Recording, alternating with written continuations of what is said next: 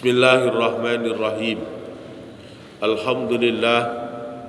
Alhamdulillahilladzi arsala rasulahu bil huda wa dinil haq liyudhhirahu 'alad dini kullihi walau karihal kafirun walau karihal musyrikun walau karihal munafiqun. Asyhadu an la ilaha illallah wahdahu la syarikalah wa anna Muhammadan abduhu wa rasuluh. Allahumma wa salli wa sallim wa barik ala sayyidina Muhammadin salatan tamla'u khazain Allah nura takunu lana walil mu'minina farajan farahan wa surura wa ala alihi wa sahbihi ajma'in, amma ba'du. Hadirin wal hadirat jamaah salat subuh rahimakumullah. Alhamdulillah, dengan izin Allah pagi hari ini kembali dipertemukan dalam keadaan sehat wal afiat, bisa bersama-sama menjalankan perintah Allah dan Rasul, yakni salat subuh berjamaah di Masjid Al-Muqarrabin. Semoga seluruh aktivitas amal ibadah kita sejak tadi malam sampai saat ini diterima oleh Allah Subhanahu wa ta'ala. Salawat dan salam tercurah keharibaan sang Nabi Muhammad sallallahu alaihi wasallam biqaulina Allahumma salli wa sallim wa barik alaihi. Hadirin wal hadirat rahimakumullah, kita lanjutkan taklim kita. Pembahasan kita masih terus membahas tentang hadis-hadis Nabi kita Muhammad sallallahu alaihi wasallam. Hadis yang ke-116. Nabi Muhammad bersabda, ad-dalu alal khairi kafailihi wad-dalu ala syarri kafailihi.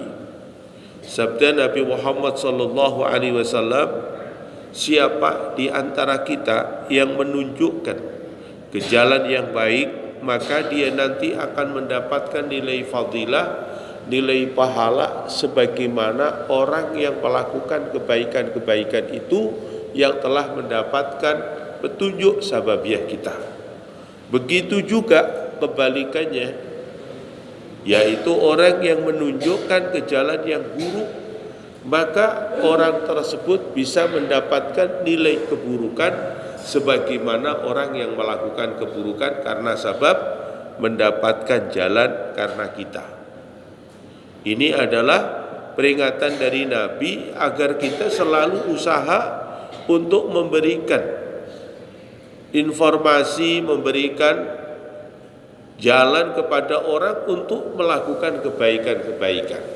Artinya, di saat kita mengetahui sebuah kebaikan, sebuah kebenaran, sebuah hak, hendaknya terus kita sampaikan kepada siapa saja orang-orang yang membutuhkan tentang kebaikan itu. Ketika orang tersebut mendapatkan informasi tentang kebaikan itu dari kita, kemudian dia melakukan kebaikan itu, maka kita akan mendapatkan nilai pahala sebagaimana yang melakukan itu. Syukur kita mendapatkan posisi yang lebih tinggi sebagaimana yang Allah nyatakan, wal takum minkum ummatu yad'una ilal khairi. Jadilah kamu sebagai umat selalu yang mengajak ke dalam kebaikan-kebaikan.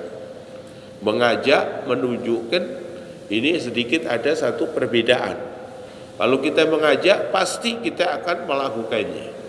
Tapi kalau kita memerintahkan, kadang-kadang kita tidak bisa melakukan, tapi memberikan amar perintah kepada orang lain untuk bisa melakukannya.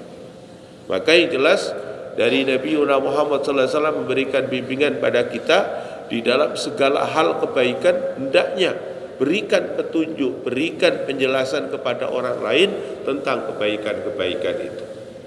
Kita punya harapan, siapa tahu orang yang kita berikan penjelasan tentang kebaikan itu melakukan kebaikan yang kita jelaskan itu, maka kita akan mendapatkan nilai pahala.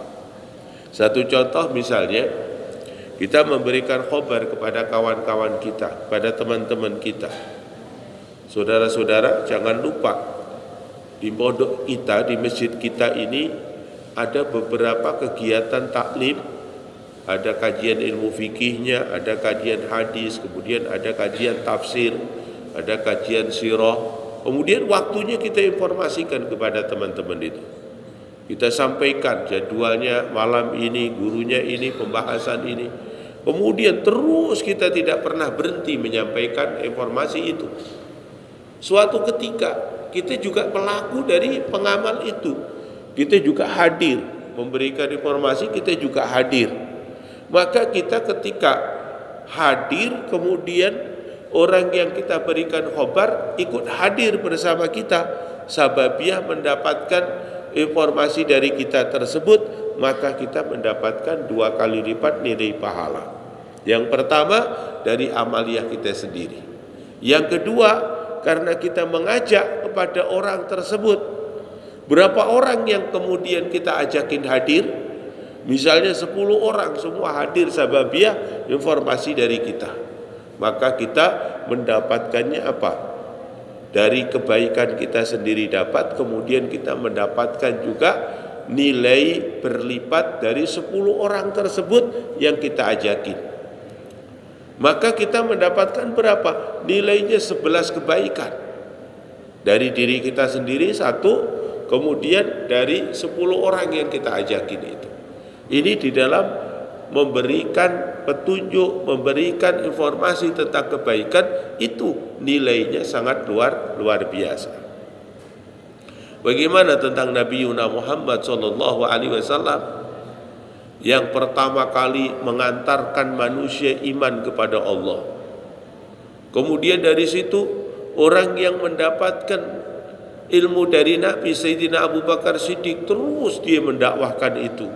Sayyidina Umar mendakwahkan itu, terus Sayyidina Ali, Sayyidina Utsman, semuanya. Dan semua itu adalah dari Nabi Muhammad SAW. Dan kebalikannya, ketika kita menunjukkan sesuatu keburukan, kita tidak melakukannya, tapi orang melakukan keburukan yang kita tunjukkan tadi, maka kita juga mendapat yaitu nilai keburukan. Misalnya begini, suatu ketika kita melewati di sebuah tempat, kemudian di tempat itu ada pertunjukan, misalnya pertunjukan musik, konser misalnya. Kemudian kita ini gak bakalan datang di tempat konser itu, karena di situ ada ikhtilat, laki perempuan bercampur, kemudian apa yang dilakukan keburukan banyak sekali. Terus kita ini ngomong sama teman kita itu, wah di tempat sono tadi ada konser, kita ini ke masjid, kita ini nggak ke sana, enggak. Teman kita rupanya dia punya hobi, punya kesenangan untuk nonton konser itu. Ketika dapat informasi dari kita, dia langsung berangkat ke sana. Nah ini namanya kita memberi petunjuk dalam keburukan, memberi informasi ke dalam keburukan. Kita tidak melakukan keburukan itu, tapi orang yang kita kasih tahu datang ke sono, sababiyah kita orang tersebut melakukan keburukan, maka kita mendapatkan juga hitungan keburukan sababiyah kita ngujukin. Makanya hadirin, kalau ada keburukan-keburukan jangan diceritain orang, jangan diceritakan kepada orang.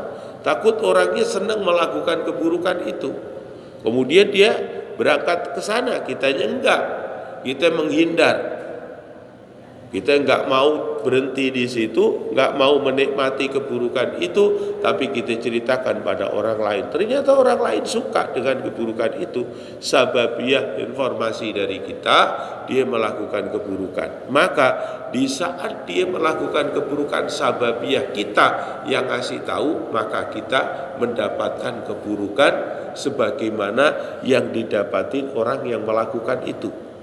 Dia misalnya melakukan keburukan 1 jam, umpama nilai dosa itu ada 10 dosa yang dia lakukan di situ, maka kita mendapatkan juga 10 dosa kiriman sababiyah kita yang memberi petunjuk, memberi tahu tentang keburukan itu. Dari kecil kami telah diajarin oleh orang tua kami sendiri, kalau kebaikan ajakin orang lain sebanyak-banyaknya, tapi kalau keburukan jangan mengajak siapapun. Kamu melakukan sendiri aja udah dosa, Gimana kamu akan mengajak kepada orang lain, bertambah dosanya. Ini yang dipegang adalah hadis man dalla ala khairin kafailihi wa man dalla ala syarrin kafailihi. Jangan diceritakan kalau ada keburukan, biar orang itu tidak terbawa ke sana. Kalau kebaikan ceritain, Bapak ayo ke Masjid Al-Muqarrabin Pak, ada kajian, ada zikir bersama, ada baca ratibul hadad, ada bermacam-macam kegiatan. Ternyata orang berbondong-bondong datang ke sini mengambil kebaikan itu. Sejak itu pada Bapak gak bisa hadir karena ada darurat, maka Bapak mendapatkan kebaikan sababiah orang yang dikasih informasi tersebut ya hadir di dalam kebaikan itu. Kalau maksiat, melakukan keburukan, gak usah diceritain kepada orang lain, gak usah dikhabarkan kepada orang lain. Kalau memang kita ini melakukan, ya lakukan sendirian, berarti resikonya hanya kita sendiri, tidak bertambah. Misalnya kita melakukan satu dosa, hanya kita dapatin satu dosa. Tapi kalau kita ngajak kepada orang lain melakukan dosa itu, maka kita akan mendapatkan nilainya 2 dosa. Dari diri kita pelaku dosa dapat, kemudian dari teman yang kita ajakin kita juga mendapatkan ya. Makanya kalau kita ngunjukin ke jalan yang baik kepada sekian banyak orang, maka kita punya investasi nilai pahala yang berlipat-lipat. Misalnya apa? Ada khobar, ada pengajian akbar di Masjid Al-Muqarrabin. Kemudian kita mendapatkan izin, ya, mendapatkan izin dari pengurus bahwa ini harus disampaikan kepada banyak orang. Ternyata kita punya grup di kantor, kita punya grup di lingkungan, kita punya grup di mana lagi, semua kita sebar. Ternyata ketika kita sebar, kita informasikan bahwa di sini akan ada tabligh akbar, kemudian semua berdatangan berbondong-bondong, maka kita ada di tengah-tengah ini mendapatkan kebaikan dari kita sendiri, dicatat kebaikan, terus orang puluhan orang, ratusan orang yang kebawa untuk datang melakukan kebaikan bersama kita, kita mendapatkan nilai tambah. Maka kita senang mengikuti jejaknya Nabi, yaitu selalu memulai motivasi orang untuk melakukan kebaikan. Ya.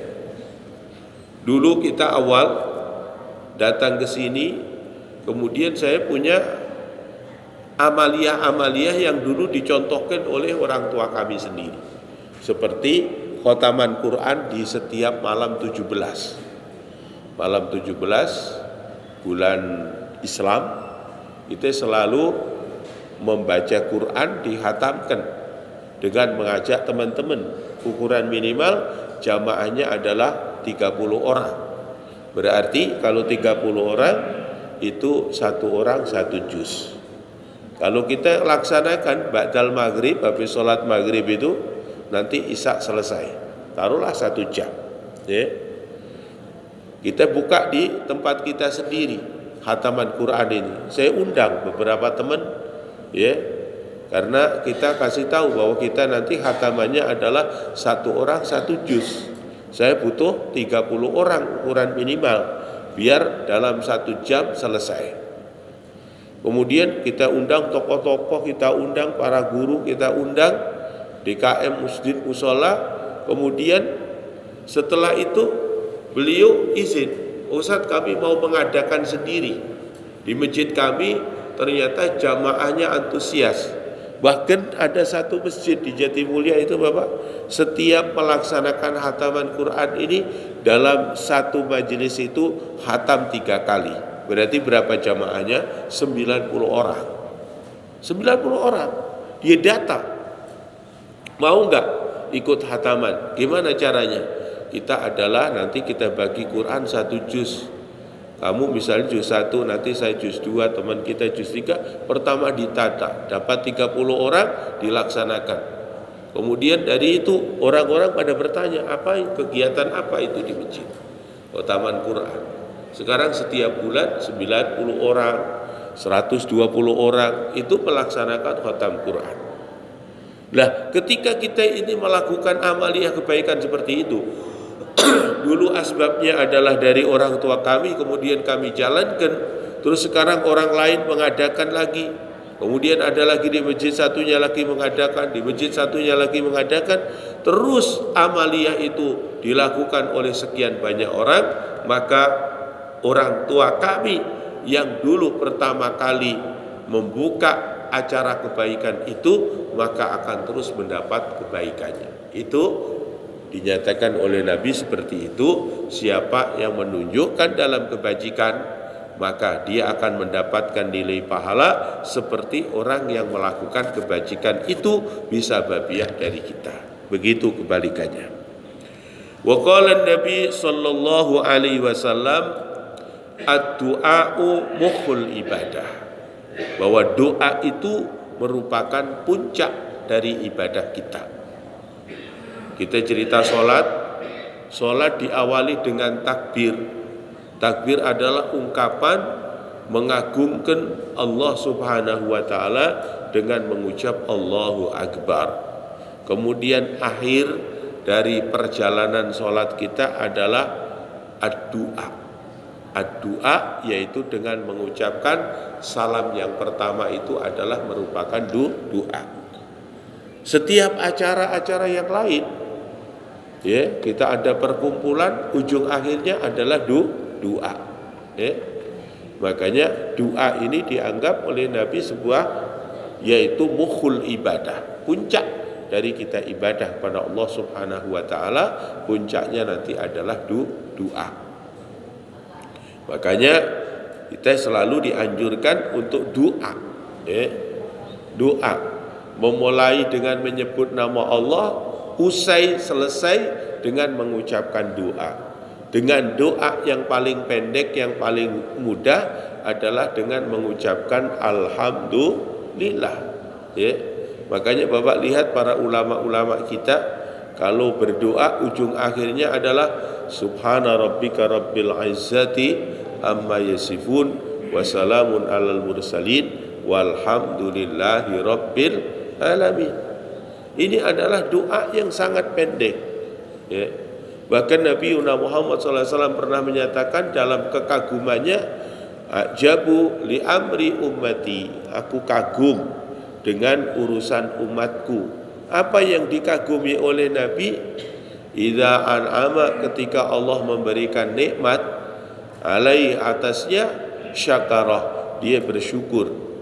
Kemudian ketika idza asobahun musibah, ketika Allah memberikan satu ujian, sabara, dia bersabar. Itu sudah apa?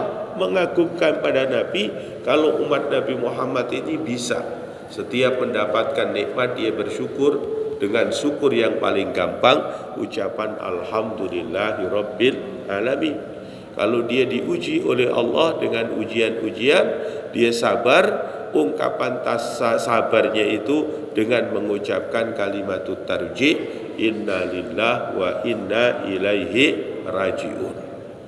Jadi doa adalah merupakan puncak dari kita ibadah.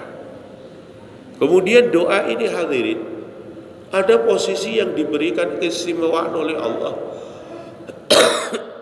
Di antaranya adalah doa kita. Doa kita sebagai orang tua ini punya posisi yang sangat tinggi terhadap putra-putri kita. Maka jangan sampai keliru kita ini tidak mau berdoa, tidak mau mendoakan kepada putra-putri kita. Sedangkan Nabi SAW menyatakan doaul walidain waladihi ka doain nabi li ummati. Doanya orang tua kepada anak-anaknya itu bagikan doanya Nabi kepada umatnya. Dipastikan doa itu akan ijabah. Jadi kadang-kadang orang tua banyak sekali, ya, tidak mengambil manfaat dari kekuatan doa yang diberikan oleh Allah Subhanahu wa taala. Kemarin waktu kita ibadah umrah, itu ada salah satu jamaah kita. Di situ waktu di kota Madinah ini bertelepon. Ketika telepon ini dia marah-marah kepada anaknya. Kemudian ketika itu kita karena tidurnya itu berdampingan, di satu ruangan.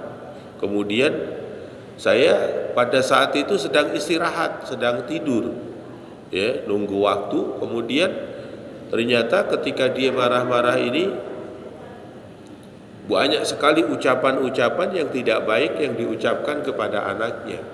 Kemudian seusai dia sudah reda, ba'da sholat duhur kita makan, kemudian habis itu saya ajak ngobrol. Di antaranya apa? Ucapan-ucapan yang tadi Anda ucapkan itu dalam pandangan Islam merupakan doa. Hardik kepada anak, caci maki kepada anak, itu bisa menjadi doa. Ya, makanya apa? Rasulullah sallallahu alaihi wasallam pernah memberikan la tad'u ala anfusikum illa bi khairin. Jangan kalian itu berdoa, jangan kau ucapkan segala sesuatu, ya, terhadap yang ini kisahnya adalah jenazah, terhadap jenazah illa bi khairin, kecuali ucapan-ucapan doa-doa yang baik. Kenapa? Fa innal malaikata tu'minu ala ma taqulun, karena ada malaikat-malaikat yang suka mengaminkan apa yang kamu ucapkan. Nah, kalau kita mengucapkan sesuatu yang tidak baik kepada anak kita, mengajarin anak kita 1 kali belum mengerti, 2 kali belum mengerti, 3 kali belum mengerti, terus kita menghardiknya, kamu goblok banget misalnya. Kemudian ketika kita ngucapin itu malaikat amin, bisa jadi anak kita menjadi bodoh sababiah ucapan kita yang buruk itu tadi. Makanya kudu hati-hati orang tua mengucapkan kata-kata terhadap anaknya. Kisah-kisah lama udah terjadi. Alqamah, ketika hati ibu itu ngerasa tidak nyaman karena disia-siain oleh anak, kemudian dia ada rasa kebencian berdesir di dalam hatinya, menjadikan asbab hampir saja Alqamah itu mati su'ul khotimah karena dari doa yang ada di dalam hati ibunya belum sampai terucap. Kemudian Bal'am Ba'ura, ya. Kemudian Jures, banyak sekali kisah-kisah sababiah doa orang tua menjadi permasalahan besar yang menjadikan musibah yang sangat bahaya. Makanya kita sebagai orang tua punya doa yang hebat itu, jangan sampai salah penggunaan doa tersebut. Kemudian ada juga doa yang sangat luar biasa, seperti saat ini bulan istimewa, bulan Rajab. Doa-doa kita juga sangat luar biasa karena waktu. Kemudian doa ba'da sholatil maktubah, doa ba'da sholatil maktubah. Nabi itu Pak, Nabi kita Muhammad SAW, setiap ba'da sholatil maktubah beliau berdoa. Di antara doa yang sangat mutawatirah, beliau meminta Allahumma a'inni ala zikrika wa syukrika wa husni ibadatik.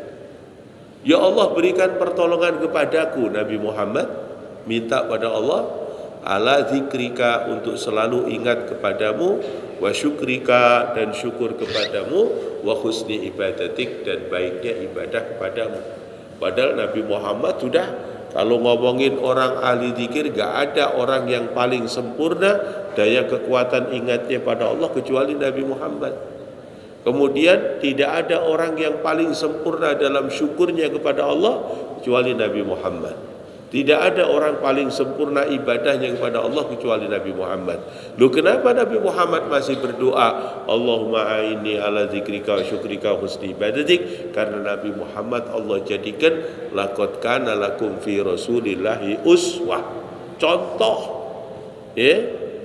Jadi yang namanya contoh itu sudah paling sempurna, tapi tetap memberikan contoh agar umatnya itu bisa ittiba, mengikutinya, ya.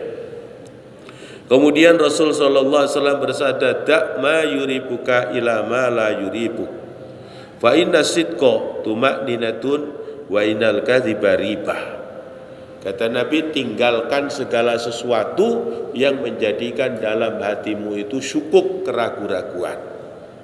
Tinggalkan kalau ada sesuatu yang menjadi keraguan-raguan di dalam hati kita.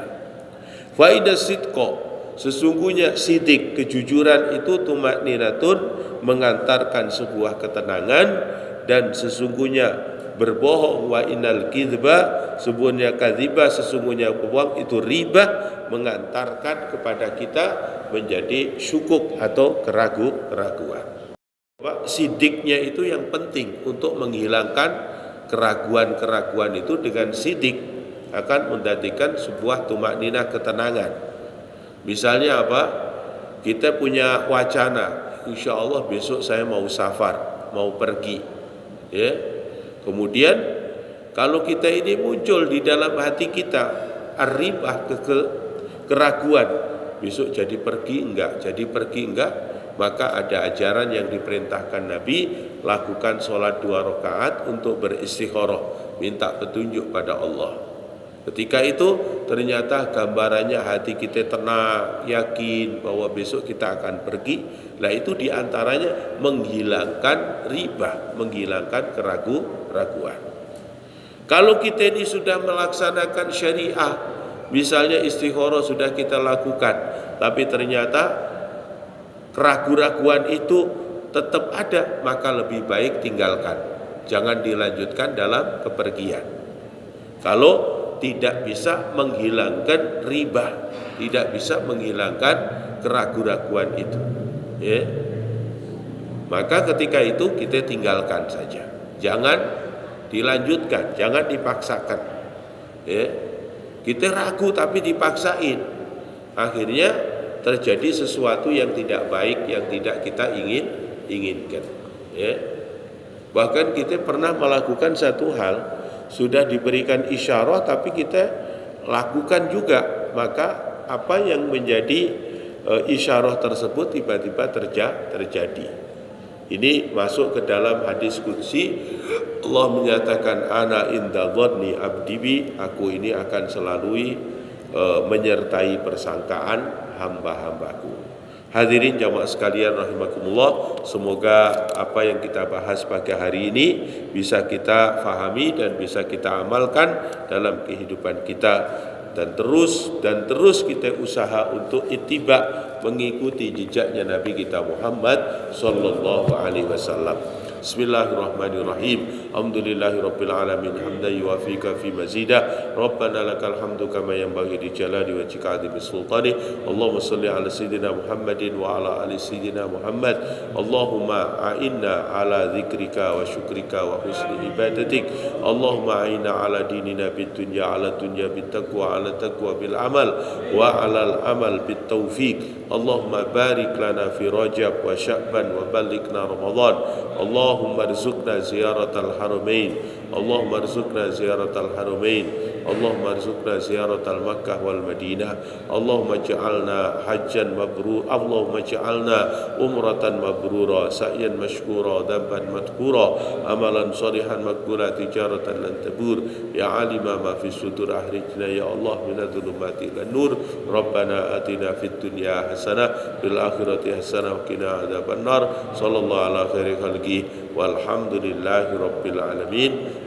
Assalamualaikum warahmatullahi wabarakatuh.